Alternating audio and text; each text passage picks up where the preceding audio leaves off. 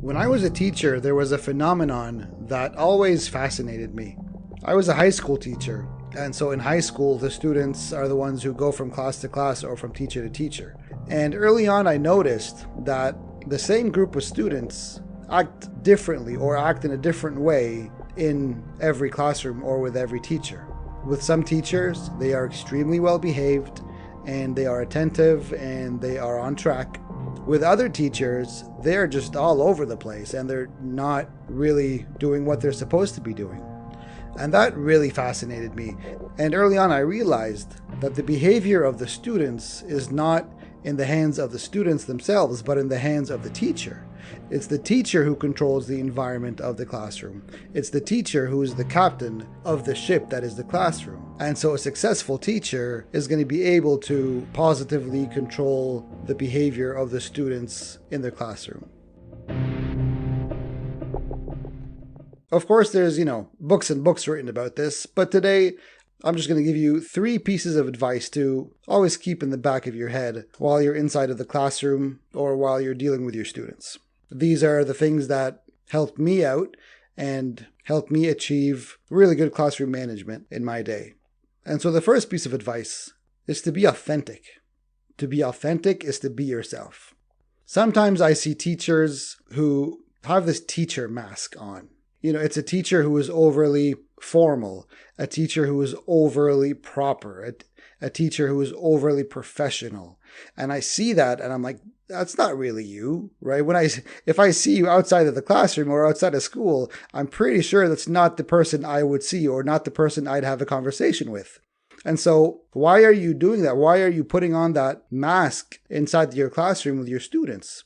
Students are smarter than you think. Students have a God-given ability to see through your mask. It's a radar or a sensor. And they know who's being authentic and they know who's not being authentic. They know who's being real.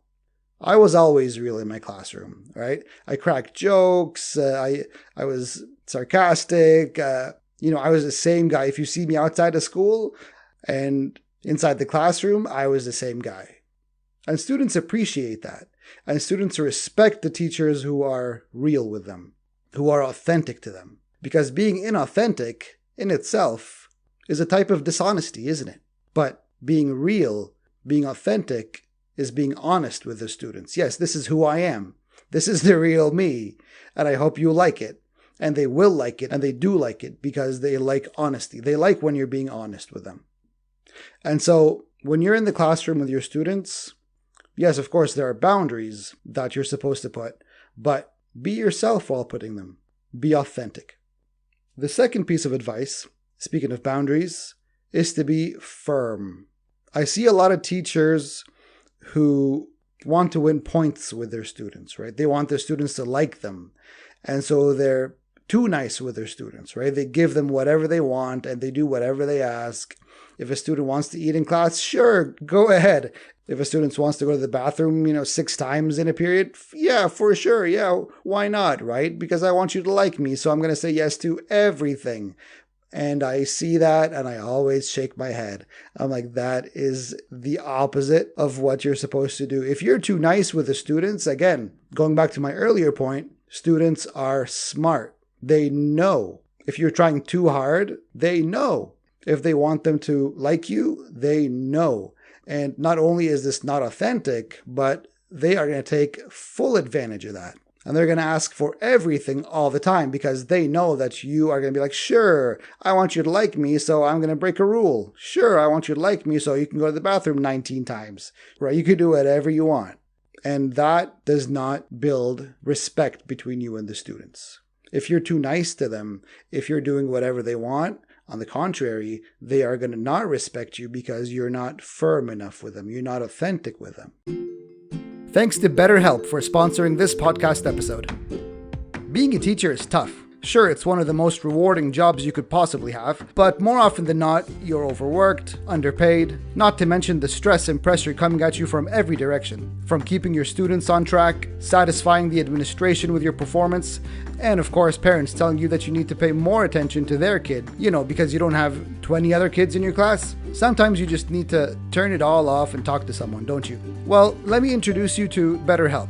BetterHelp is the world's largest therapy service, and it's 100% online. With BetterHelp, you can tap into a network of 30,000 licensed and experienced therapists who can help you with a wide range of issues. To get started, you just answer a few questions about your needs and preferences in therapy. That way, BetterHelp can match you with the right therapist from their network. Then you can talk to your therapist however you feel comfortable, whether it's via text, chat, phone, or video call. You can message your therapist at any time and schedule live sessions when it's convenient for you. If your therapist isn't the right fit for any reason, you can switch to a new therapist at no additional charge. With BetterHelp, you get the same professionalism and quality you expect from in-office therapy, but with a therapist who is custom-picked for you, more scheduling flexibility, and at a more affordable price. Use the link betterhelp.com/legendaryeducator to get 10% off your first month of therapy. That's betterhelp.com/legendaryeducator. Check out BetterHelp today. You deserve it. I was always known as the hard ass in school, right? My students always knew not to cross me and not to ask for something that they're not supposed to ask for, because it's always going to say no. I'm firm. If it's something you're not supposed to be doing, you're not going to do it, and don't even ask me for it. I was a little bit extreme, but in my classroom, one of my expectations was that when you're in my classroom, no one is going to the bathroom. If you go to the bathroom, it means you're going to miss something important. And so I don't want you to miss something important. And so no one goes to the bathroom. Of course, early on in the year, everyone's like, oh, I want to go to the bathroom. Why are you doing this? This is not fair. You're such a monster. I'm like, yeah, okay, sure. I'm a monster, but we got work to do. And then guess what? A couple of weeks into the year, no one asks for the bathroom. And if somebody does, everybody just looks at them. They're like, really? What are you thinking? And the ironic thing is, even though I was one of the firmest teachers in my school, I was also one of the favorites for my students. Consistently, right? Every single year, I was one of the favorites, even though I was one of the firmest. And so this goes back to being authentic. I was always myself, right? I don't want anybody to, I'm not making any extra efforts for you to like me. I'm not going to break the rules for you. My expectations are very clear. I'm not going to go against them so that you can like me. On the contrary. And that is how they respect you. And from that respect, that's how they're going to like you. Again, because they appreciate your authenticity, and they appreciate that you're being true to your word and true to your expectations. And my third piece of advice today is to be consistent. And this, of course, goes hand in hand with being firm. When you're developing a relationship with your students, when you're developing an environment in your classroom, the worst thing to do is to flip-flop on your expectations. Your expectations from the beginning of the year are clear. I expect you to do this, and I expect you not to do this. And those expectations become the law of your little mini community inside your classroom. If you're making exceptions every day, if today you're saying no to this, but the next day you're saying yes to it, what kind of message are you sending to your students? Not only are you being not true to your expectations, but you're being confusing, right? Now the students don't know what to expect because you don't even know what your expectations are. If today you're saying no to the bathroom, but the next day you're saying yes to the bathroom, even though your expectation is to say no to the bathroom, well, the following day, what do you expect them to think? They're going to ask for the bathroom.